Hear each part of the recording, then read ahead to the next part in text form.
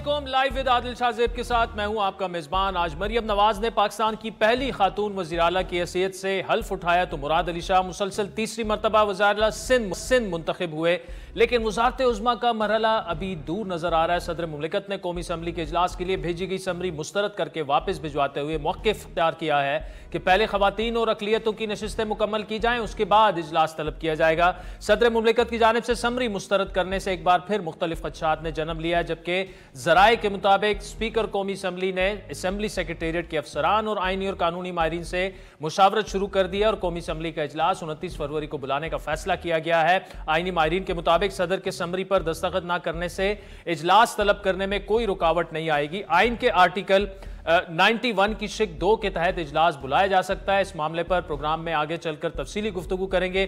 بات کریں پنجاب کی تو نون لیگ کی چیف آرگنائزر مریم نواز نے پنجاب اسمبلی میں وزیر اعلیٰ کے انتخاب میں 220 ووٹ حاصل کیے، جبکہ ان کے مد مقابل سنی اتحاد کونسل یا تحریک انصاف کے امیدوار رانا آفتاب اپوزیشن کے بائیک آؤٹ اور واک آؤٹ کے باعث کوئی ووٹ حاصل نہ کر سکے۔ مریم نواز نے پنجاب اسمبلی سے اپنے پہلے خطاب کے دوران پنجاب کو بزنس ہب بنانے کا اعلان کیا۔ انہوں نے سیاسی انتقام بھی نہ لینے کا اعلان کیا۔ انہوں نے کیا کہا، سنیے۔ کسی کے لیے نہ انتقام کا کوئی جذبہ ہے، نہ بدلے کا کوئی جذبہ ہے۔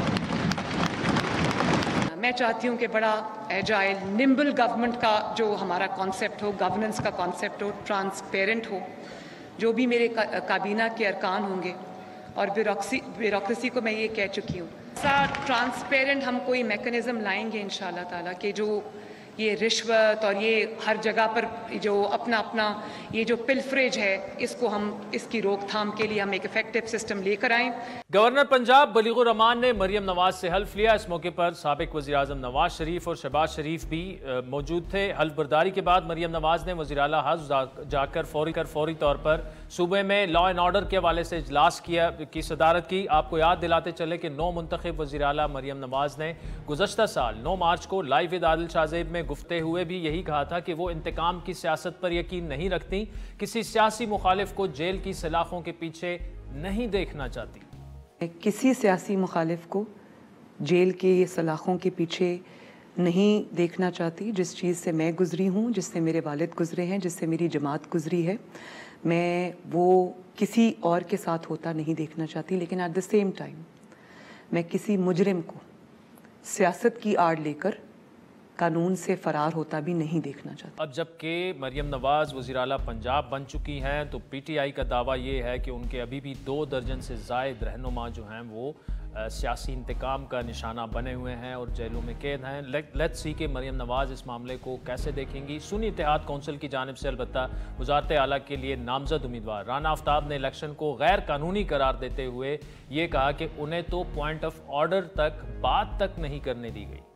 آج کا دن جو کہ ایک جمہوری عمل کا ایک دن تھا، یہ کالا ترین سیاہ ترین دن تھا، جہاں پر جس طریقے سے اسپیکر صاحب نے جس طریقے سے بلڈوز کیا، میں نے اپنی پوری سیاسی زندگی میں ایسا نہیں دیکھا ہے۔ ہم اس انتخاب کو اخلاقی طور پر نہیں مانتے ہیں، جمہوری طریقے سے نہیں مانتے ہیں، اس کو آئینی طریقے سے نہیں مانتے۔ دوسری جانب پیپلز پارٹی کے مراد علی شاہ مسلسل تیسری مرتبہ سندھ کے وزیر اعلیٰ بن چکے ہیں۔ انہوں نے 112 ووٹ حاصل کیے، جبکہ ان کے مد مقابل ایم کیو ایم کے علی خورشیدی نے صرف 36 ووٹ حاصل کیے۔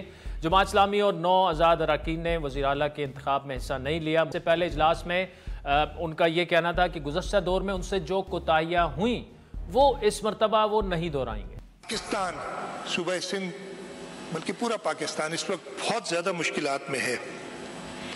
مجھ سے کہا گیا کہ آپ کی ترجیحات کیا ہوں گی؟ سب سے پہلے ہماری مشکلات کیا ہیں؟ دہشت گردی دوبارہ پچھلے 5-6 مہینے میں بڑے واقعات ہوئے۔ ہم اسٹریٹ کرائم انفارچونیٹلی بڑھا، ہمارے کچھا کا ریورن ایریا جو ہے اس کے آپریشنز ہم نے ریویو کرنے ہیں۔ یہ امیڈیٹ چیلنجز ہیں جو سندھ حکومت کو آئیں گے۔ بات کریں بلوچستان کی تو صوبائی اسمبلی کا اجلاس 28 فروری کو طلب کر لیا گیا، لیکن اب تک وزارت اعلیٰ کے امیدواروں کی نامزدگی نہیں ہوئی۔ بلوچستان میں 11 اراکین کے ساتھ پیپلز پارٹی پہلے، جبکہ نون لیگ 10 سیٹوں کے ساتھ دوسرے، اور جے یو آئی جو ہے وہ ان کی بھی 10 نشستیں ہیں۔ 6 آزاد اراکین منتخب ہوئے ہیں، 5 سیٹیں بلوچستان عوامی پارٹی کے حصے میں آئی ہیں۔ پاور شیئرنگ فارمولے کے تحت وزارت اعلیٰ کا امیدوار پیپلز پارٹی سے ہوگا، اور پیپلز پارٹی کی جانب سے سابق وفاقی وزیر داخلہ نگران سرفراز بگٹی، سردار ثناء اللہ زہری، اس کے علاوہ ظہور بلیدی اور صادق عمرانی کے ناموں پر مشاورت کی جا رہی ہے، لیکن فی الحال سرفراز بگٹی کو اس وزارت اعلیٰ کا فیورٹ قرار دیا جا رہا ہے۔ بلوچستان اسمبلی کا اسپیکر، ڈپٹی اسپیکر اور بلوچستان کا نیا گورنر مسلم لیگ نون سے ہوگا۔ دوسری جانب پختونخوا اسمبلی کا اجلاس بھی 28 فروری کو طلب کر لیا گیا ہے، وہاں سے وزارت اعلیٰ کے مضبوط امیدوار علی امین گنڈاپور نے آزاد حیثیت میں وزارت اعلیٰ کا حلف اٹھانے کا فیصلہ کیا ہے۔ مریم نواز پہلی مرتبہ وزارت اعلیٰ کے منصب پر فائز ہوئیں، انہیں کن مشکلات کا سامنا کرنا پڑے گا اور مرکز میں کیا ہو سکتا ہے؟ کیا مریم نواز صوبے کو اچھے طریقے سے چلا پائیں گی؟ مراد علی شاہ کی ہیٹ ٹرک کیا صوبے کے حالات بدلیں گے؟ مراد علی شاہ کو صوبے میں کن چیلنجز کا سامنا ہے؟ تمام معاملات پر بات کرنے کے لیے اس وقت ہمارے ساتھ موجود ہے سابق وزیر اعظم جناب شاہد خاقان عباسی صاحب، جبکہ پروگرام کے اگلے حصے میں باقی مہمان بھی ہمارے ساتھ ہوں گے، جن میں MQM پاکستان کے امین الحق صاحب بھی ہوں گے۔ ناظرین، اس وقت ہمارے ساتھ موجود ہے سابق وزیر اعظم شاہد خاقان عباسی صاحب۔ شاہد خاقان عباسی صاحب، thank you so much for joining us. Punjab میں پہلی خاتون وزیر اعلیٰ جو ہیں مریم نواز صاحبہ، وہ آ چکی ہیں، انہوں نے حلف بھی لے لیا ہے۔ آپ نے ان کو قریب سے دیکھا، آپ پارٹی کے سینئر نائب صدر تھے، پرائم منسٹر آپ کو اس وقت وزارت عظمیٰ میں بھی آپ نے، تو ان کی گرومنگ میں آپ کا بھی ایک حصہ ہے، چاہے آپ مانیں یا نہ مانیں، ون وے اور دا ادر۔ گرومنگ میں حصہ نہیں ہوتا، میں اس وقت وہ سیاست میں نہیں تھی جب وزیر اعظم تھا، تو ان کا یقیناً گھر میں گرومنگ میاں نواز شریف صاحب ہیں، شہباز شریف صاحب ہیں، حمزہ شریف صاحب ہیں جی، ان کی پورا خاندان سیاست میں ہے۔ اچھا، تو ان کے چیلنجز آپ کیا دیکھ رہے ہیں بھائی صاحب؟ دیکھیں، چیلنجز تو آج سب سے بڑا چیلنج یہ ہے، لیجٹمیسی کا چیلنج ہے۔ اچھا، کہ کیا الیکشن درست تھے، کیا یہ عوام کے مینڈیٹ سے حکومتیں بن رہی ہیں، یہ سب سے بڑا چیلنج پیدا ہو گیا ہے۔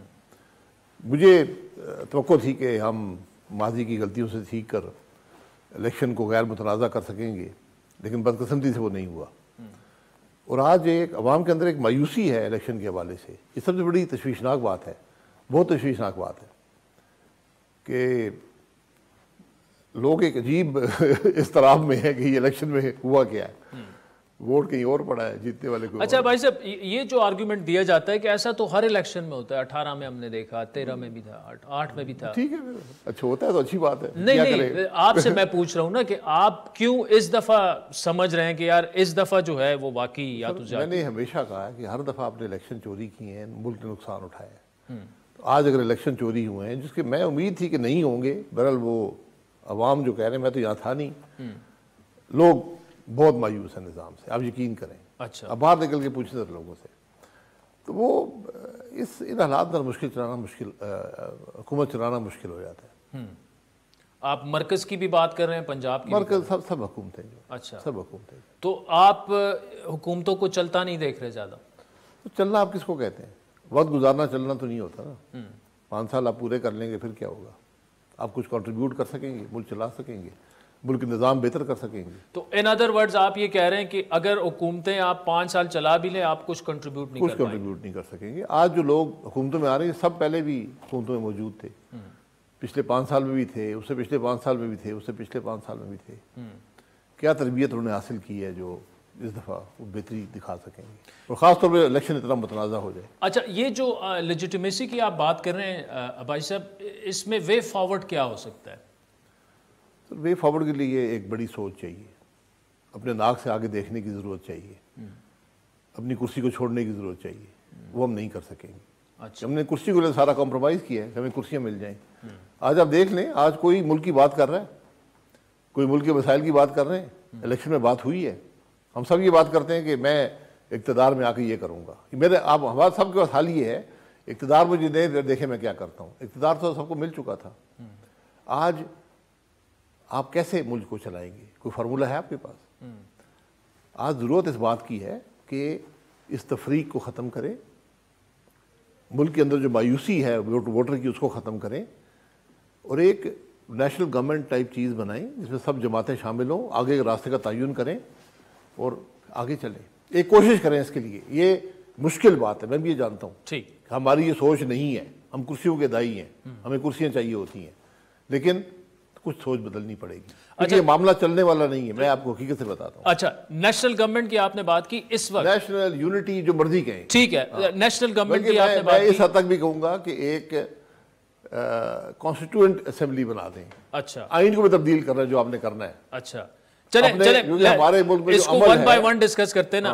اگر نیشنل حکومت بنے تو نیشنل حکومت میں اس وقت تو ساری جماعتیں ہی حکومت میں شامل ہیں, اس کے علاوہ سنی اتحاد کونسل یا تحریک انصاف کے علاوہ صرف ان کو شامل ہونا. 100 سے زائد جو ہیں انڈیپینڈنٹ لوگ موجود ہیں, ان کو بھی شامل کر لیں.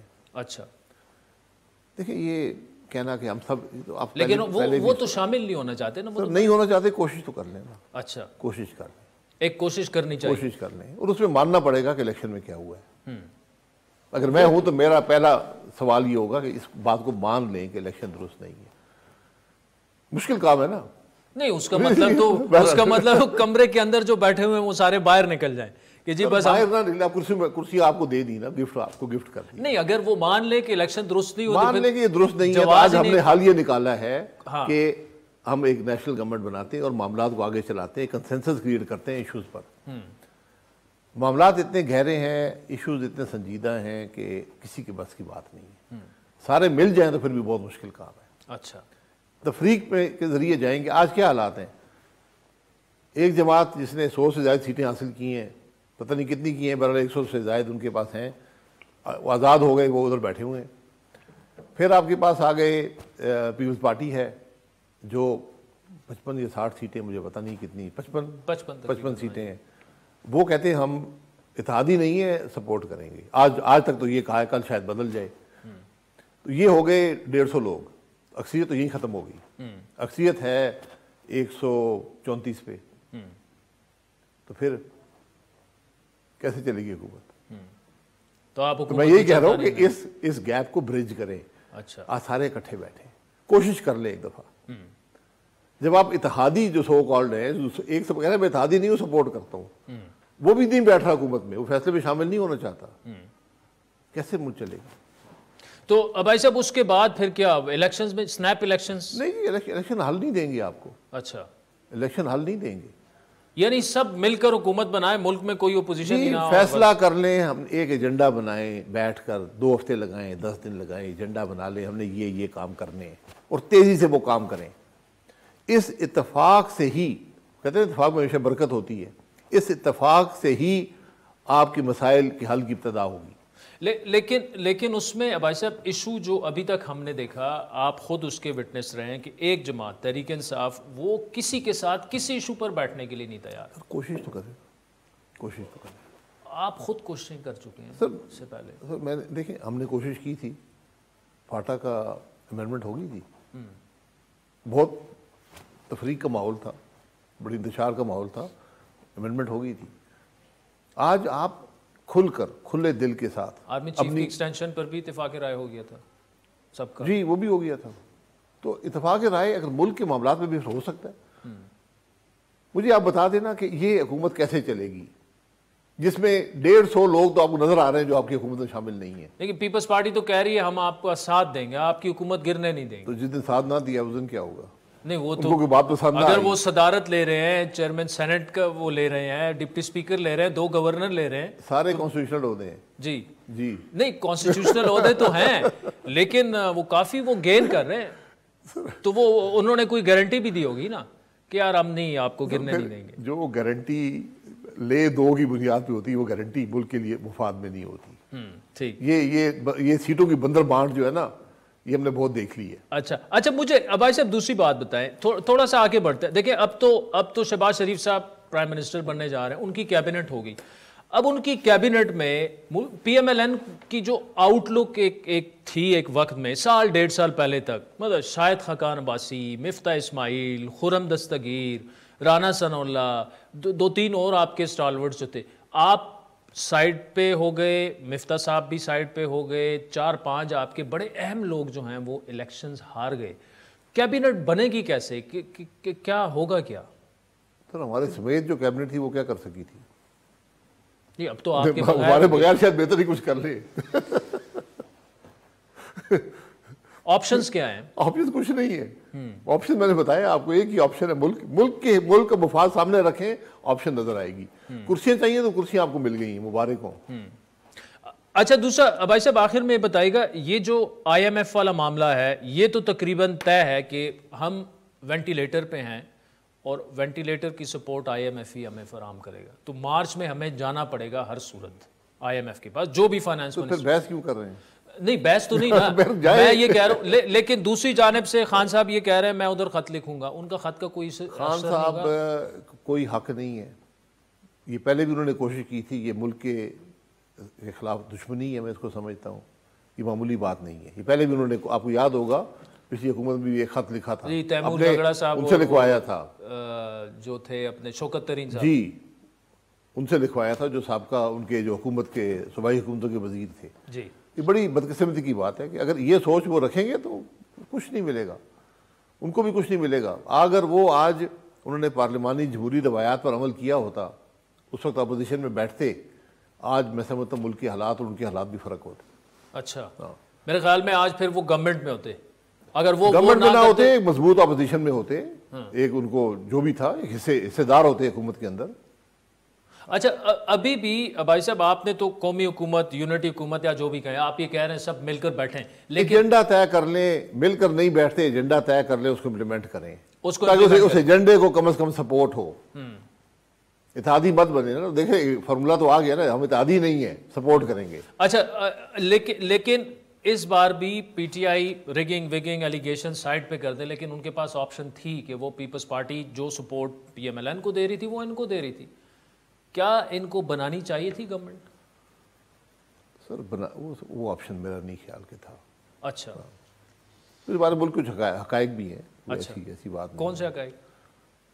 نہیں نمبر جمع کر لیں تو بن جاتی. نہیں نمبر جمع کرنے سے نہیں ہوتا نا. اچھا یہاں پہ جام صادق صاحب ایک زمانے میں 6 ایم پی اے تھے، شام تک اکثریت تھی.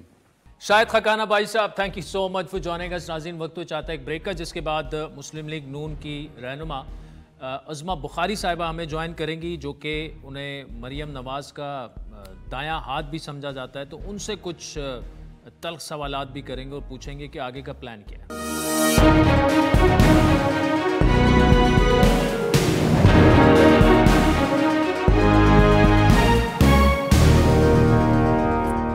ویلکم بیک ناظرین. جس طرح ہم نے بریک سے پہلے بات کی، پنجاب میں پاکستان کی پہلی وزیر اعلیٰ مریم نواز صاحبہ جو ہیں انہوں نے آج باقاعدہ حلف لیا، اور پھر انہوں نے اپنی جو پہلی سپیچ تھی انہوں نے یہ کہا کہ وہ سیاسی انتقام پر کوئی بلیو نہیں کرتی. پھر ہم نے جو ان سے انٹرویو کیا تھا گزشتہ سال، اس میں بھی جو ہم نے آپ کو جو کلپ ان کا دکھایا وہ یہی کہہ رہی تھیں کہ وہ سیاسی انتقام پر یقین نہیں رکھتی اور وہ نہیں چاہتی کہ ان کے مخالفین جو ہیں وہ جیلوں میں ہوں. اس کے علاوہ چیلنجز ان کو کافی زیادہ ہیں، اور چونکہ ایک تو الیکشن کی جو لیجیٹیمیسی کو لے کر جو جماعتیں احتجاج کا ارادہ رکھتی ہیں، اور اس کے علاوہ ان ٹف فائنینشیل ٹائمز میں جب آئی ایم ایف کے پاس پاکستان نے جانا ہے مارچ میں، اور معاشی مشکلات بھی ہوں گی، اور پھر نون لیگ نے جو 2024 میں ان کی جو ایکسپیکٹیشنز تھی اس کے مطابق انہوں نے پنجاب میں اس طرح سے پرفارم نہیں کیا. تو ایک بڑا چیلنج مریم نواز کے لیے اپنی پارٹی کو دوبارہ سے اس مقام تک لانا ہے جب یہ کہا جاتا تھا کہ پنجاب جو ہے وہ ہارٹ لینڈ ہے پی ایم ایل این کا. تو اس وقت عظمہ بخاری صاحبہ ہمارے ساتھ موجود ہیں، اور ویسے تو یہ اس وقت ممبر پنجاب اسمبلی ہیں، لیکن مریم نواز صاحبہ کی ان کو رائٹ ہینڈ مین نہ کہا جائے تو زیادتی ہوگی. عظمہ صاحبہ thank you so much for joining us. مجھے بتائیے گا کہ چیلنجز جو ہیں وہ تو کافی زیادہ ہیں، لیکن اس وقت جو فارموسٹ چیلنج ہے وہ یہ ہے کہ پولیٹیکل وکٹمائزیشن کی کافی شکایات، اور خصوصاً پی ٹی آئی کو گلہ یہ ہے کہ ان کے ابھی بھی 2 درجن سے زیادہ رہنما جو ہیں وہ پنجاب کی مختلف جیلوں میں قید ہیں. کیسے ڈیل کریں گی؟ مریم نواز صاحبہ نے تو آج کلیئرلی کہا کہ سیاسی انتقام جو ہے وہ ان کے ایجنڈے پر نہیں ہوگا، لیکن ظاہری بات ہے اب لوگ تو ہیں جیلوں میں، اس کی وجہ 9 مئی ہو یا جو بھی ہو، کیا انشور آپ کریں گی کہ کسی کے ساتھ انکلوڈنگ پی ٹی آئی کے ساتھ کوئی زیادتی نہیں ہوگی پنجاب میں؟ بہت شکریہ Adil and thank you very much for your kind words for me and Maryam Nawaz Sharif صاحبہ آلسو. دیکھیے آج مریم صاحبہ کی اگر آپ نے اسپیچ دیکھی ہو, میں نے گنا آج انہوں نے 6 مرتبہ اپوزیشن کو تعاون کی دعوت دی ہے, ان کو جو ہے وہ ہر طرح کی جو ہے وہ تعاون کی یقین دہانی کرائی ہے. انہوں نے انتقام اور بدلے کی سیاست جو ہے اس کو ختم کرنے کی بات کی ہے, اور انہوں نے یہ کہا ہے کہ جس طرح سے وہ پی ایم ایل این کی یا اتحادی جماعتوں کی وزیر اعلیٰ ہے, وہ ان کی بھی وزیر اعلیٰ ہے, ان کے چیمبر کے دروازے جو ہے وہ ان کے لیے ہمیشہ 24/7 کھلے ہیں. اور بلکہ انہوں نے تو یہاں تک کہا کہ اگر نعرے لگاتے میرے جو ہے وہ انتخاب کے وقت اور وہ تو مجھے اچھا لگتا. سو جس چیف منسٹر کی سوچ یہ ہے کہ وہ اپوزیشن کی جو تقریر کے اندر تعطل جو لانے کی ایک سیاست ہوتی ہے, نعرے لگانے کی, وہ اس سے وہ فرینڈ نہیں ہوتی, وہ اس کو بھی ڈیموکریسی کا ایک حسن سمجھتی ہیں اور اس کو وہ اپریشیٹ کر رہی ہیں. سو میں ضرور آپ کو بتانا چاہتی ہوں کہ اپوزیشن جو ہے ہم نے اس کو پہلے دن سے ساتھ لے کر چلنے کی بات کی ہے. صرف ریکویسٹ یہ ہے کہ چونکہ ہماری خاتون جو ہے وہ چیف منسٹر ہیں, ان کو جو ہے وہ سیاسی طور پر وہ ان کی مخالفت کرے, وہ ہمیں اگر جو ہے وہ تصحیح کی ضرورت ہوگی, اصلاح کی ضرورت ہوگی, ہم پہ تنقید ہوگی, ہم اس کو اصلاح بھی کرنے کے لیے تیار ہیں, لیکن یہ سب کچھ پارلیمنٹری نارمز کے اندر ہونا چاہیے. اگر وہ فتنہ فساد کا پروگرام کرنا ہے, اگر دوبارہ سے جلاؤ گراؤ, اگر مار دھاڑ اور گندی اور گھٹیا گفتگو کی جائے گی, تو ظاہر ہے اس کے اوپر پھر ریاکشن آتا ہے, جو ہم نے ابھی تک بہت اوائڈ کیا ہے, انشاءاللہ تعالی ہم آگے بھی کریں گے. جہاں تک سیاسی قیدیوں کی بات ہے, جی آپ بولیے. جی کوئی سیاسی قیدی اس وقت جیل میں نہیں ہے, اور نہ وہ مسلم لیگ نون کی طرف سے کوئی بھی شخص کسی سیاسی قیدی کے طور کے اوپر جیل کے اندر ڈالا گیا ہے. جو پی ٹی آئی کے لوگ جیل کے اندر موجود ہیں, وہ ایک 9 مئی کا ایک بہت ہی انفارچونیٹ واقعہ ہے, جس کی پاداش میں خواتین ہوں یا حضرات ہوں وہ جیل میں ہیں. تو یہ تمام لوگ جو ہے یہ اور قانون کا سامنا کر رہے ہیں, ان کے اوپر یہ انڈر ٹرائل پرزنرز ہیں ان کے. لیکن یہ بھی آپ کو میں ضرور یاد کرانا چاہتی ہوں کہ آج جب انہوں نے جیل میں قیدیوں کی بات کی, انہوں نے اپنا ایک بہت تکلیف دہ واقعہ سنایا کہ جب ان کی شوگر ڈاؤن ہو گئی تھی اور وہ بار بار آوازیں دیتی رہی, ان کو کوئی دیکھنے کے لیے سننے کے لیے تیار نہیں تھا, اور جو میٹھی چیز کوئی ایک چھوٹا سا ٹکڑا ان کے پاس موجود تھا وہ زمین پہ گر گیا, ان کو زمین سے وہ چونٹیاں لگا ہوا وہ جو ہے وہ کھانا پڑا, اور اس کے بعد انہوں نے کہا کہ چونکہ میں یہ بھگت کے آئی ہوں, میں ڈیتھ سیل میں رہ کے آئی ہوں, میں جو ہے وہ جیل کے حالات بہتر کروں گی. اور ہم وہ لوگ نہیں ہیں, ہم جیل میں سے میں اے سی اتروا لوں گا, میں گھر کا کھانا نہیں دوں گا, میں مار دوں گا, میری جماعت کی ایسی اور میری چیف منسٹر کی ایسی کوئی سوچ نہیں ہے. وہ جو قانون کے مطابق ریلیف ہو سکتا ہے وہ ان کو ضرور دیا جائے گا. قانون کے تحت جو لوگ چھوٹیں گے, جو بے گناہ ہوں گے, ان کو رہا کر دیا جائے گا, اور جن کو قانون کے مطابق سزا ملے گی, ظاہر ہے اس میں چیف منسٹر صاحبہ کچھ نہیں کر سکتے. ٹھیک. اچھا مجھے بخاری صاحبہ یہ بتائیے گا, آپ ایک ایکسپیرینس پارلیمنٹیرین ہیں, پنجاب اسمبلی میں غالباً 3/4 آپ کا یہ ٹینیور ہوگا. حکومت سازی میں مشکلات جو ہیں, جی 5th ہے, جی 5th ہے, ٹھیک ہے, تھینک یو تصحیح کے لیے. لیکن حکومت میں اس وقت دیکھیں نا, جو پی ٹی آئی کے سٹالورٹس ہیں, یا تو وہ نیشنل اسمبلی میں ہیں یا وہ ہار چکے ہیں. ملک احمد خان صاحب سپیکر بن گئے ہیں اس وقت, نہ تو شاہد خاقان عباسی ہیں, نہ تو رانا ثناء اللہ ہیں, نہ تو احسن اقبال ہیں, نہ تو خرم دستگیر ہیں. یہ کیبنٹ کیسے بنے گی اور وے فارورڈ کیا ہوگا, کیسے اور کب تک کیبنٹ سامنے آ جائے گی, کن لوگوں پر وہ مشتمل ہو سکتی ہے, اور کیا اس بات کے بھی چانسز ہیں کہ جو لوگ الیکشن ہار چکے ہیں وہ ایز اے ایڈوائزر شامل ہو جائیں کابینہ میں؟ دیکھیے عادل, یہ ظاہر ہے چیف منسٹر صاحبہ کا پروگریٹو ہے کہ وہ کیبنٹ جو ہے وہ اس میں کس کو لیتی ہیں, اور ظاہر ہے ایڈوائزرز کی جو ہے وہ اسی لیے موجود ہوتی ہے شک کہ آپ جو ان الیکٹڈ لوگ ہیں ان کی بھی اگر ایکسپرٹیز استعمال کرنا چاہے تو وہ کر سکتے ہیں. اور ہمارے پاس بہت سارے ایسے اچھے نام موجود ہیں جو انفارچونیٹلی اس الیکشن کے اندر جو ہے وہ اسمبلی کے اندر نہیں پہنچ سکے, تو ان کی ہم ایکسپرٹیز کو ضائع نہیں کر سکتے. سو یہ جو ہے وہ میڈم چیف منسٹر ظاہر ہے وہ خود دیکھیں گے ان کو کس کو کرنا ہے. میرا خیال ہے کہ ودن 48 آورز کیبنٹ جو ہے وہ اناؤنس ہو جائے گی, لیکن اس میں کون ہوگا اور وہ یہ صرف میڈم کو پتا ہے, یہ میڈم چیف منسٹر جو ہے وہ اس کا اعلان کرے گی. اچھا دوسرا مجھے ان کی آج ایک ویڈیو سامنے آئی جس میں کافی پی ٹی آئی والے یہ کہہ رہے ہیں کہ جی وہ دیکھیں نا وہ تو خواتین کی ہراسگی اور اس پہ چیمپئن بننے کی کوشش کر رہی ہیں، لیکن ان سے وہ کاردار صاحبہ جو ہیں وہ گلے مل رہی ہیں، انہوں نے ان کا ہاتھ جھٹک دیا. کیا آپ کی ان سے بات ہوئی؟ ہوا کیا تھا اور یہ کیا تھا معاملہ پورا؟ اس کے اوپر عادل پہلے تو یہ ہے کہ پی ٹی آئی کو کچھ نہیں ملا بات کرنے کے لیے. ان کو میڈم کی تقریر میں سے وہ کیڑے نہیں نکال سکے، وہ جو ہے وہ میڈم کی کسی چیز کو کرٹیسائز نہیں کر سکے، تو ان کو ظاہر ہے کچھ نہ کچھ افراتفری اور گند ڈالنے کے لیے کچھ چیز چاہیے ہوتی ہے. عظمیٰ کاردار صاحبہ کا باقاعدہ ایک ویڈیو بیان جو ہے وہ بھی ریلیز کیا ہے انہوں نے، اور اس میں انہوں نے ایکسپلین کیا ہے کہ وہ ناشتہ کر رہی تھی اور ناشتہ کرتے ہوئے جو ہے وہ فرتے جذبات میں میڈم کو دیکھ کر ان کی طرف لپکی، ان کے ہاتھ جو ہے وہ تھوڑے گریسی تھے اور انہوں نے خود اس بات کو ریئلائز کر لیا اور انہوں نے کہا اوہو میرے ہاتھ جو ہے وہ گریسی ہیں، اور وہ میڈم نے بھی وہ کر کے دیکھا کہ ان کے ہاتھ جو ہے وہ گریسی ہیں. سو یہ مجھے نہیں سمجھ میں آتی کہ وہ آدمی، وہ پارٹی جس کے لوگ مر رہے تھے، اگر ملتان سٹیڈیم کا فوٹیج آپ کو یاد ہو جس کے اندر لوگ مر رہے تھے اور اشارہ کر کے لوگ لاشیں اٹھا کے دکھا رہے تھے، وہ کہہ رہا تھا رکو رکو میں تقریر کر رہا ہوں، یا وہ جو ہے وہ سیڑھیاں چڑھتے ہوئے کسی جلسے کی وہ اپنے کارکنوں کو یوں مار مار کے تھپڑ مار مار کے نیچے پھینکا کرتا تھا، وہ پارٹی ہمیں بات کرے گی؟ وہ پارٹی جو ہے وہ چیف منسٹر صاحبہ کی جو ہے وہ بغیر کسی وجہ کے وہ ایک فضول قسم کی تنقید جو ہے وہ کرنے کی کوشش کر رہے ہیں. ان کے پاس کچھ نہیں ہے، یہ صرف گند کر سکتے ہیں، یہ صرف تنقید برائے تنقید کر سکتے ہیں، اور مریم نواز شریف صاحبہ سے ان کو بہت تکلیف ہے، یہ دیکھ کر ہمیں بہت اچھا لگ رہا ہے. ٹھیک. اچھا مجھے آخر میں بتائیے گا کہ نواز شریف صاحب جو ہیں وہ پنجاب پر فوکس رکھ کر اور مریم نواز شریف کا ہر قدم اور ہر فیصلہ مانیٹر کریں گے؟ جی نہیں، مانیٹر نہیں کہہ سکتے، وہ یقیناً گائیڈنس ضرور دے سکتے ہیں، وہ سرپرستی ضرور کر سکتے ہیں، لیکن مریم نواز شریف صاحبہ بالکل انڈیپینڈنٹلی ایک سولو فلائٹ کی طرح جو ہے وہ اپنی حکومت چلا رہی ہیں. آج انہوں نے اوتھ لیتے ہی، یہ پہلی چیف منسٹر ہے جو اوتھ لیتے ہی جو ہے وہ گھر نہیں گئی، انہوں نے کوئی پارٹی نہیں کی، وہ چیف منسٹر آفس میں گئی اور وہاں پر انہوں نے 3 میٹنگز کی ہیں.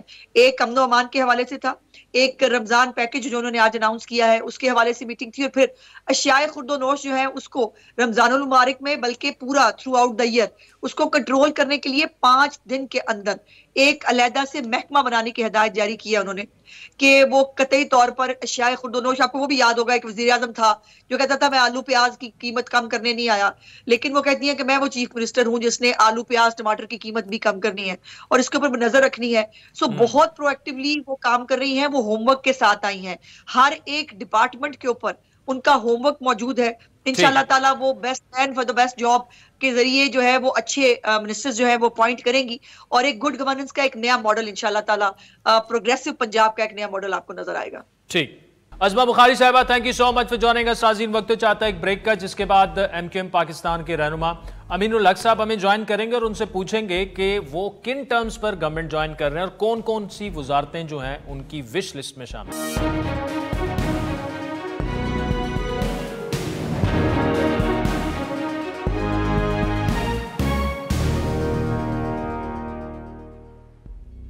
ویلکم بیک ناظرین. مسلم لیگ نون نے پاور شیئرنگ کے معاملے پر ایم کیو ایم پاکستان کے مطالبات سے اصولی اتفاق کر لیا ہے. ایم کیو ایم کے سینئر ڈپٹی کنوینر مصطفیٰ کمال کے مطابق وہ حکومت میں شامل بھی ہوں گے اور وزارتیں بھی لیں گے. تاہم انہوں نے نہ تو 6 وزارتیں مانگنے کی تصدیق کی اور نہ ہی یہ کہ ان کی ڈیمانڈ کن وزارتوں کی ہے. مصطفیٰ کمال کے بقول اس وقت آئیڈیل تو ان کے لیے یہ ہے کہ وہ حکومت کا حصہ نہ بنے، لیکن وہ یہ بھی سمجھتے ہیں کہ اگر ملک کو دلدل سے ہے تو برائی سر پر لینا ہوگی. اب یہی سوال ہم نے مصطفیٰ کمال صاحب سے کچھ دن پہلے کیا تھا اپنے پروگرام میں. انہوں نے کیا جواب دیا، ذرا سنیے. ہر کسی کو اس بٹن کو شیئر کرنا ہے. آج کے جو حالات ہیں پاکستان میں، یہ کوئی حکومت کوئی پھولوں کی سیج نہیں ہے، یہ کانٹوں کی جیسے کہتے ہیں نا کہ پوری ایک راہداری ہے. ہر کسی کو اس کا شیئر، اس کو اپنے سے، اور اس میں سیاست اگر ہم کریں گے ہم سمجھیں گے کہ ہم میٹھا میٹھا ہپ ہپ، کڑوا کڑوا تھو تھو، اور کوئی اور اس کا بلیم لے، ہم مزے کریں، یہ اس سے کچھ بھی نہیں بچے گا.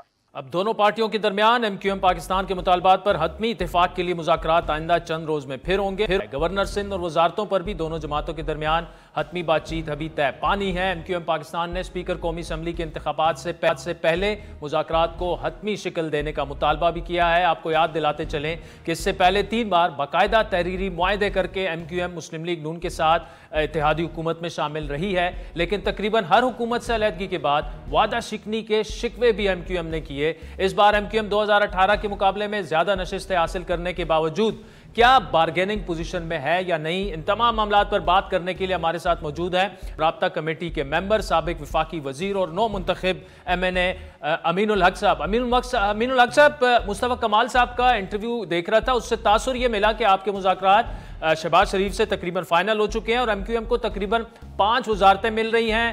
شاید گورنر بھی MQM کا سندھ میں آ رہا ہے. کیا آپ اس بات کی تصدیق کر سکتے ہیں؟ دیکھیں، MQM پاکستان ایک عوامی جماعت ہے اور عوامی جماعت ہونے کے ناطے ہمارے لیے منسٹری، مشیر یا گورنرشپ کو اہمیت نہیں رکھتا ہے. ہم نے، میرا خیال ہے کہ MQM پاکستان آج سے 3 مہینے پہلے لاہور گئی تھی اور لاہور کی لیڈرشپ کے ساتھ PMLN کی لیڈرشپ کے ساتھ ملاقات کی اور ریسیپریکل طور پر شہباز شریف صاحب بھی کراچی آئے، MQM کے بہادرآباد مرکز تشریف لائے، ٹاپ لیڈرشپ کے ساتھ مذاکرات کیے. ہم نے مذاکرات میں 2-3 پوائنٹ رکھے. نمبر، ہم نے لوکل گورنمنٹ سسٹم کے حوالے سے گفتگو کی کہ اس کا منشور کا حصہ ہونا چاہیے. اچھی بات کیا تھی کہ MQM پاکستان نے اپنے منشور کا حصہ بنایا. اس کے ساتھ ساتھ PMLN نے بھی کہا کہ یس، سسٹم کو ڈی سینٹرلائز ہونی چاہیے، اپنے منشور کا حصہ بنایا. اس کے ساتھ ساتھ ملک کی ترقی کے حوالے سے گفتگو ہوئی، ملک کے معاشی صورتحال کے حوالے سے گفتگو ہوئی ہے. اور میں سمجھتا ہوں کہ اور پچھلے ہفتے یعنی الیکشن کے بعد جو MQM کی شاندار کامیابی حاصل ہوئی تھی، اس کے بعد جو مذاکراتی عمل کا حصہ رہا ہے، اس میں بھی میرا خیال انہی چیزوں کو غور و خوض کیا گیا ہے. عادل، میرا خیال ہے کہ ابھی 2-3 دن باقی ہے حلف برداری کی. 29 تاریخ کو حلف برداری ہوگی، اسپیکر ڈپٹی اسپیکر کا الیکشن ہوگا، پھر پرائم منسٹر صاحب کو ووٹ آف کانفیڈنس لیا جائے گا اور جب ووٹ آف کانفیڈنس ہو جائے گا، حلف اٹھا لیں گے، اس کے بعد حکومت سازی کے معاملہ شروع ہوتے ہیں. میرا خیال ہے کہ ابھی قبل از وقت یہ گفتگو کرنا، میرا خیال ہے جیسے حکومت سازی کا عمل شروع ہوگا، MQM دوبارہ مذاکرات میں بیٹھے گی، بات چیت کرے گی. بٹ ریسٹ ایشور کہ MQM پاکستان اور PMLN کی گڈ ورکنگ ریلیشن شپ موجود ہے. ہم دونوں ایک دوسرے کے ساتھ اعتماد کے ساتھ آگے بڑھ رہے ہیں. امین الحق صاحب، یہ بات تو اپنی جگہ، لیکن آپ کا موقف پھر پیپلز پارٹی والا ہی ہے. اگر آپ وزارتوں میں اتنے انٹرسٹڈ نہیں ہیں تو پھر آپ پیپلز پارٹی کی طرح یہ بھی کہہ سکتے ہیں کہ ہم شہباز شریف صاحب کو ووٹ دیں گے، سپورٹ کریں گے، لیکن کابینہ کا حصہ نہیں بنیں گے. اچھا عادل، دیکھیں عادل، میرا خیال ہے کہ پولیٹیکل ورکر کیا ہوتا ہے؟ پولیٹیکل ورکر جو وہ چیلنجنگ جاب کرتا ہے. ہمارے لیے چیلنجنگ جاب کیا ہے کہ ملک کو معاشی طور پہ بہتر سے بہتر کرنا، ملک کو ترقی کے لیے آگے کے لے کے طرف جانا، ملک میں جمہوری روایت کو قائم و دائم رکھنا، جو پولرائزیشن بڑھ گئی اس کو منیمائز کرنا اور پارلیمنٹ کے سپریمیسی کے لیے بات کرنا. یہ 3-4-5 ایسی چیز ہے جو میں سمجھتا ہوں کہ ہماری اور PMLN کے ساتھ مشترکہ موقف ہے. آگے چل کر کے جیسے میں نے کہا کہ حکومت سازی کا عمل شروع ہوگا تو میرا خیال ہے اس کے اوپر ہم دوبارہ بیٹھیں گے، دوبارہ اس معاملات کو دیکھیں گے. جو آپ نے جو پوائنٹ آف ویو دیا یقیناً اس کو بھی رکھا جائے گا اور عوام کی بہتری کے لیے، شہری سندھ کی بہتری کے لیے جو بہتر صورتحال ہوگی، یقیناً MQM پاکستان کی رابطہ کمیٹی مشاورت کرے گی. رابطہ کمیٹی مشاورت کرنے کے بعد چونکہ ہمارے جمہوری طریقہ کار ہے کہ ہم جنرل کا اجلاس بھی بلاتے ہیں، ان سے ان تمام فیصلوں کی توثیق بھی کراتے ہیں. تو یس، میرا خیال ہے کہ ابھی 2-4-5 دن باقی ہے ان معاملات کو طے کرنے میں. لیکن جیسے میں نے کہا کہ یس، ہماری اور جسے کہتے ہیں کہ MQM اور PMLN دونوں ایک پیج پر موجود ہے. اچھا، اس وقت کامران ٹسوری صاحب گورنر سندھ ہے، تعلق MQM سے ہے، اور الیکشن سے پہلے جب ہماری آپ سے بات ہوئی تھی تو آپ کا موقف یہی تھا کہ گورنر جو ہے وہ MQM کا ہی آئے گا. اب پیپلز پارٹی کی سندھ میں گورنمنٹ ہے، اب نون لیگ جو ہے وہ اپوائنٹ کرے گی گورنر. تو کیا یہ طے پا چکا ہے کہ گورنر سندھ جو ہے وہ MQM سے ہوگا یا نون لیگ سے ہوگا؟ دیکھیں، اس حوالے سے بھی ایک واضح موقف ہے MQM پاکستان کا. عادل، اگر آپ 1972 کے لسانی بل کو دیکھتے ہیں تو کیا ڈیسائیڈ ہوا تھا اس دوران؟ جو بھٹو صاحب اور اس کے بعد جو مختلف اکابرین جو کراچی اور حیدرآباد سے تھے، ان کے ساتھ کیا طے ہوا تھا کہ جب چیف منسٹر رولر سندھ کا ہوگا تو گورنر اربن سندھ کا ہوگا. اسی حوالے سے یہ روایت میرا خیال 1972 سے لے کر آج تک چلتی چلی آ رہی ہے. تو میں سمجھتا ہوں کہ ہونا بھی یہی چاہیے کہ اربن سندھ کے کوئی نہ کوئی گورنر ہوگا. اور یقیناً میں سمجھتا ہوں اگر کارکردگی گورنر کے پچھلے سال، 1.5 سال، 2 سال کی دیکھی جائے تو میرا خیال ہے ایز اے عوامی گورنر کے طور پر لوگ ان کو قبول کر رہے ہیں، آگے کی طرف بڑھ رہے ہیں، ان کے کام کو اپریشیٹ کر رہے ہیں. تو میرا خیال ہے کہ جب ہم آگے بڑھیں گے ان معاملات کو بھی سارٹ آؤٹ کر لیں گے. ٹھیک ہے. صدارتی الیکشن میں آپ زرداری صاحب کو ووٹ دیں گے جو کہ نون لیگ کے بھی امیدوار ہیں؟ اگین بڑا ٹرکی سوال. میں سمجھتا ہوں کہ آصف علی زرداری صاحب ایک بڑی سیاسی پارٹی کے بڑے رہنما ہیں. ذاتی حیثیت میں ان کی عزت احترام بھی کرتا ہوں، لیکن چونکہ اگین جیسے میں نے کہا کہ جمہوری طریقہ کار ہے ایم کیو ایم کے اندر، اور جمہوری طریقہ کار کیا ہے کہ جب بھی کوئی ایشو آتا ہے، کوئی فیصلہ سازی کا وقت آتا ہے تو ایم کیو ایم کی رابطہ کمیٹی سر جوڑ کر بیٹھتی ہے، باہمی مشاورت کرتی ہے اور اس کے بعد فیصلہ کرتی ہے۔ میں سمجھتا ہوں کہ یہ میٹر جو ہے میرا خیال ہے first week of the March میں آئے گا، تو یقیناً رابطہ کمیٹی مشاورت کرے گی، مشاورت کے بعد جو بھی فیصلہ کرے گی میرا خیال ہے ٹی وی کے ذریعے پریس کانفرنس کے ذریعے پورے پاکستان کے عوام کو بتا دیا۔ ڈاکٹر صاحب ٹھیک ہے، آپ یہ کہہ رہے ہیں پیپلز پارٹی اور نون لیگ کے درمیان جو معاہدہ ہوا جس کے تحت chairman senate deputy speaker Peoples Party کا، گورنر کے پی پنجاب کا گورنر پیپلز پارٹی کا، صدر پیپلز پارٹی کا، یہ معاہدہ آپ پر لاگو نہیں ہے بطور جماعت، آپ یہ کہہ رہے ہیں؟ میرا خیال ہے کہ ہمارے جو مذاکرات ہمیں عمل ہوا ہے وہ پاکستان مسلم لیگ نون کے ساتھ ہوا ہے، اور پھر شاید عادل آپ کو یاد ہے کہ 30 مارچ 2022 میرا خیال ہے کہ جو معاہدہ پی ایم ایل این کے ساتھ ہوا، پیپلز پارٹی کے ساتھ بھی ہوا، لیکن انفارچونیٹلی ہم پیپلز پارٹی کے ساتھ سندھ گورنمنٹ کو شیئر نہیں کیا ہم نے، یقیناً ہمارے کا سلی موقف تھا اور ہم پی ایم ایل این کے ساتھ 16 مہینہ ساتھ بیٹھے۔ تو میں سمجھتا ہوں کہ جو ہمارے اور پی ایم ایل این کے درمیان جو بات چیت ہوگی میرا خیال ہے وہ ایم کیو ایم پر واجب ہوتا ہے، فرض ہوتا ہے کہ ان چیزوں کو فالو اپ کرے گی۔ اچھا، ڈاؤن دا لائن کیا ایم کیو ایم سندھ حکومت کا حصہ بن سکتی ہے؟ دیکھیں یہ ایپوتھیٹیکل سوال ہے، اور میں سمجھتا ہوں کہ ایم کیو ایم پاکستان نے آج دیکھیں جمہوری روایت کے مطابق چیف منسٹرشپ کے لیے بھی کنٹیسٹ کیا تھا، کل سندھ اسمبلی کے اندر اسپیکر ڈپٹی اسپیکر کو بھی کنٹیسٹ کیا تھا۔ کیونکہ ہم جمہوری روایت کے مطابق آگے بڑھنا چاہتے ہیں اور ایم کیو ایم اپوزیشن کا کردار سندھ میں ادا کر رہی ہے۔ میں سمجھتا ہوں کہ اس حوالے سے بھی اگر کوئی جسے کہتے ہیں پیپلز پارٹی کی طرف سے کوئی آفر آتی ہے کہ بات چیت کا دروازہ کھولا جاتا ہے، تو ایم کیو ایم سے سیاسی پارٹی ہونے کے ناطے وسیع قلبی اور وسیع نظری کا مظاہرہ کرے گی۔ میرا خیال ہے بیٹھیں گے، بات چیت کریں گے، اور اس کے بعد جو بھی بہتر فیصلہ ہوگا سندھ کے عوام کی بہتری کے لیے، شہری سندھ کے عوام کی بہتری کے لیے، یقیناً اس پہ عمل پیرا ہوں۔ چلے امین الحق صاحب، یہ تو حکومت کی بات ہوئی، لیکن دیکھیں آپ کی جو 17 نشستیں ہیں اس پر بہت سارے ریزرویشنز ہیں مختلف جماعتوں کے، جن میں Jamaat Islami, Tehreek Insaf, G D A سر فہرست ہیں، اور آپ کو یہ کہا جا رہا ہے کہ آپ کی نشستیں جو ہیں یہ فارم 47 کی پیداوار ہیں، فارم 45 کی نہیں۔ یہ کیسے آپ ان کو کیا جواب دیں گے ان بڑے اسٹرانگ ریزرویشنز کا؟ عادل میرا خیال ہے جو لوگ یہ باتیں کر رہے ہیں وہ غالباً سندھ کے ڈائنامک سے یا کراچی کے ڈائنامک سے آگاہ نہیں ہے۔ پچھلے 3 دہائیوں سے ایم کیو ایم پاکستان مسلسل نہ صرف قومی صوبائی اسمبلی بلکہ لوکل گورنمنٹ کے الیکشن میں کامیابی حاصل کرتی چلی آ رہی ہے۔ 2018-25 جولائی آپ کو یاد ہوگا کہ 14 سیٹیں ایم کیو ایم سے چھین کر ایک مخصوص سیاسی پارٹی کو دی گئی، اور اس میں 5 سیٹیں تو ایسی تھیں جو 300 سے لے کر 3000 ووٹوں سے ہمیں ہرایا گیا۔ ہاں لیکن ہم نے آئینی راستہ اختیار کیا، ہم ٹریبونل میں گئے، پریس کانفرنس کی، ہائی کورٹ گئے، سپریم کورٹ گئے۔ میں سمجھتا ہوں کہ یہ اسی طریقے سے اگر جماعت اسلامی بات کرتی ہے تو مجھے بتایا جائے پچھلے 30 سالوں سے بلکہ کیا جماعت اسلامی یہاں سے کوئی سیٹ جیتنے میں کامیاب ہوئی؟ یقیناً اس کا جواب نفی میں ہے۔ حتیٰ کہ جو مسٹر پریس کانفرنس صاحب جو روزانہ پریس کانفرنس کرتے ہیں صبح 10:30-11 بجے اور ہر جمعے کے بعد مسجدوں کے باہر احتجاج کرتے ہیں، ان کے تو 2015 میں ایم کیو ایم کے کام سے کارکن نے زبانہ ضبط کرا دی تھی۔ میں سمجھتا ہوں کہ جب ایم کیو ایم نے بائیکاٹ کیا تو ایم کیو ایم کے خیرات میں جو سیٹ جماعت اسلامی کو ملی، اب انہیں اپنا میرا خیال ہوش کے ناخن لینا چاہیے، انہیں سمجھ جانا چاہیے کہ کراچی کے عوام، حیدرآباد کے عوام نے مینڈیٹ ایم کیو ایم کو دیا، انہیں فوری طور پر ان تمام یو سی چیئرمین شپ اور کونسلر کے سیٹوں سے استعفیٰ دے دینا چاہیے اور دوبارہ ری الیکشن میں آنا چاہیے، اور یقیناً ایم کیو ایم مقابلہ کرنے کے لیے تیار ہے، اور ایم کیو ایم وہ ثابت کرے گی کہ پچھلے 3 دہائیوں سے جس طریقے سے مینڈیٹ ایم کیو ایم کو مل رہا ہے انشاءاللہ تعالی مستقبل میں بھی ملتا رہے گا۔ امین الحق صاحب بہت شکریہ۔ ناظرین پروگرام میں ایک بریک شامل کرتے ہیں جس کے بعد آپ سے دوبارہ ملاقات۔ ویلکم بیک ناظرین۔ عام انتخابات کو 18 روز گزر گئے ہیں لیکن اب تک قومی اسمبلی کا اجلاس طلب نہیں کیا جا سکا، اور جس طرح ہم نے پروگرام میں اوپر تذکرہ بھی کیا کہ صدر مملکت عارف علوی نے قومی اسمبلی کے اجلاس کے لیے بھیجی گئی سمری مسترد کر دی ہے اور یہ کہہ کر واپس بھجوا دیا کہ خواتین اور اقلیتی نشستوں کی الاٹمنٹ کے بعد ہی اجلاس طلب کیا جا سکتا ہے۔ صدر کی جانب سے سمری مسترد کیے جانے کے بعد یہ خدشات بھی جنم لے رہے ہیں کہ سیاسی عدم استحکام کے بعد اب ملک میں کوئی نیا آئینی بحران تو نہیں پیدا ہونے والا۔ اب اطلاعات یہ ہے کہ اسپیکر قومی اسمبلی نے اس معاملے پر آئینی اور قانونی مشاورت کا آغاز بھی کر دیا اور قومی اسمبلی کا اجلاس 29 فروری کو شاید بلانے کا فیصلہ بھی ہو چکا ہے۔ دوسری جانب تحریک انصاف کے آزاد اراکین مخصوص نشستوں کے اصول اور حکومت سازی کا حصہ بننے کے لیے پنجاب، وفاق اور پختونخوا میں سنی اتحاد کونسل سے اتحاد کر چکے ہیں، بلکہ ان میں شامل ہو چکے ہیں۔ الیکشن کمیشن کے قوانین کے مطابق مخصوص نشستوں کے لیے ترجیحی فہرستیں جمع نہ کرانے والی سیاسی جماعت کو مخصوص نشستوں کی الاٹمنٹ نہیں کی جاتی۔ یہ ایک پوائنٹ آف ویو ہے۔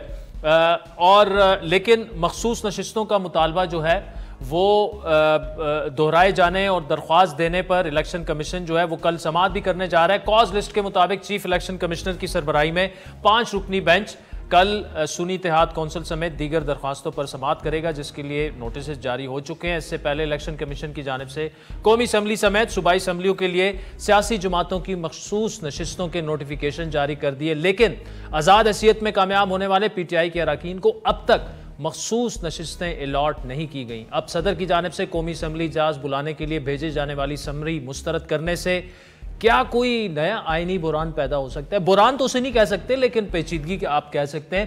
کیا پی ٹی آئی کے اراکین کو مخصوص نشستیں الاٹ کرنے کے لیے الیکشن کمیشن قوانین میں کوئی رستہ موجود ہے؟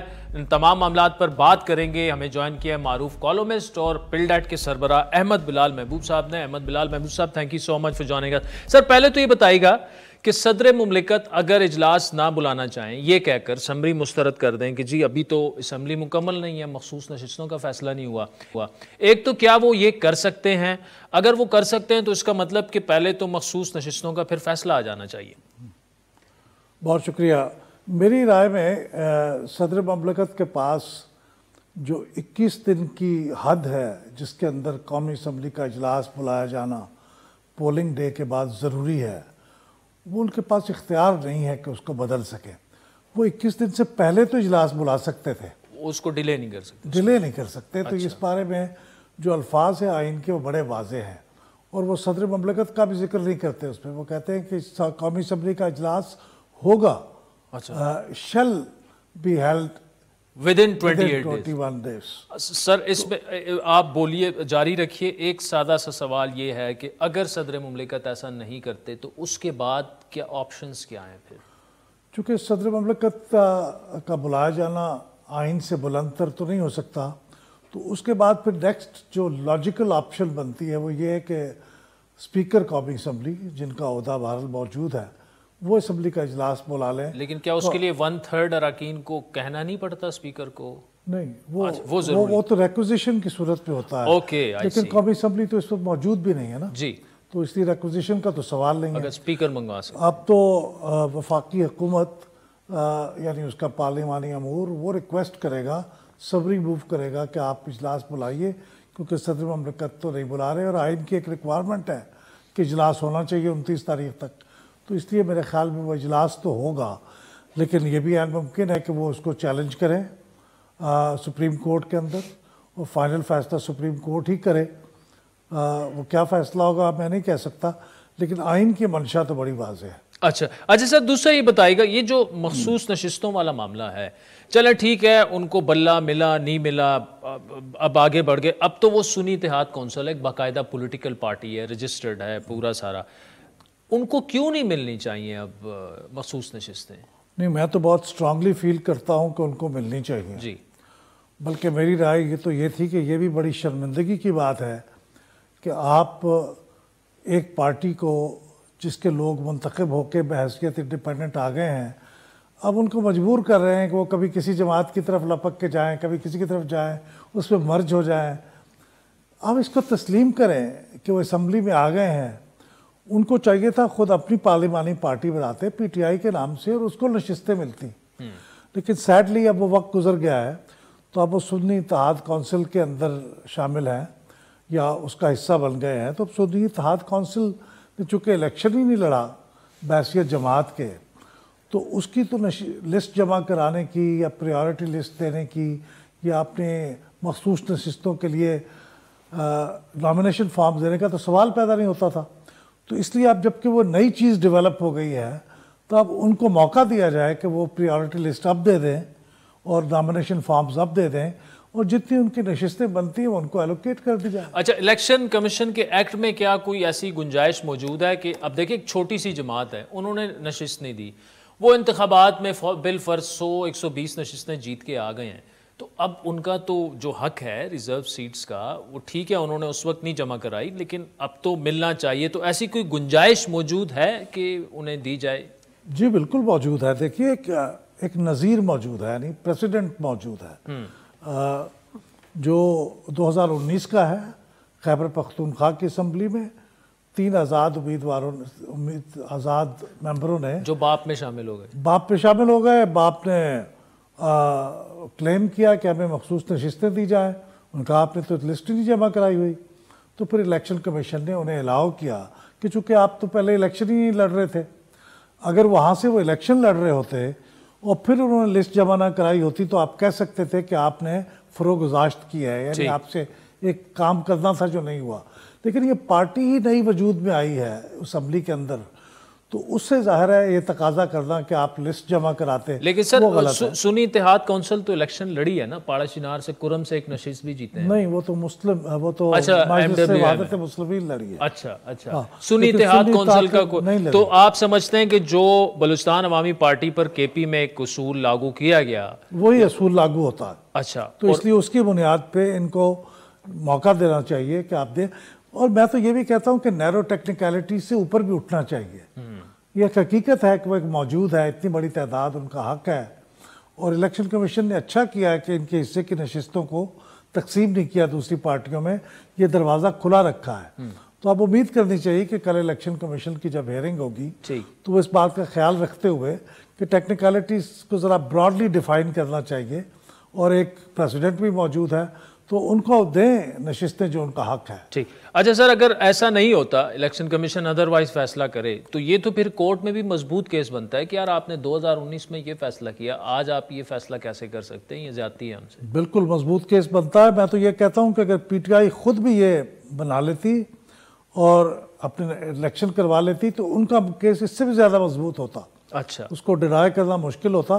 لیکن پی ٹی آئی کے اندر بہرحال بڑے مشہور وکیل ہیں، ایک سے زیادہ، چونکہ ان کو قانونی مشورے دستیاب ہیں، تو انہوں نے بہرحال جو فیصلہ کیا میں اس کو تو نہیں چیلنج کر سکتا، لیکن وہ بہتر ہوتا. لیکن بہرحال اب سنی اتحاد کونسل کا حق ہے. ٹھیک. اچھا سر، آخر میں اب تو ان کا 3 مارچ کو الیکشن ہو بھی رہا ہے، اگر وہ الیکشن ہو جاتا ہے، کیا یہ جو سنی اتحاد کونسل میں جو لوگ شامل ہوئے ہیں، اگر ان کو ان کا چیئرمین اجازت دے دے، وہ واپس اس پی ٹی آئی میں شامل ہو سکتے ہیں؟ پھر یہ ہو سکتا ہے، بالکل ممکن ہے اس بات، چیئرمین کی رضامندی سے. جی بالکل.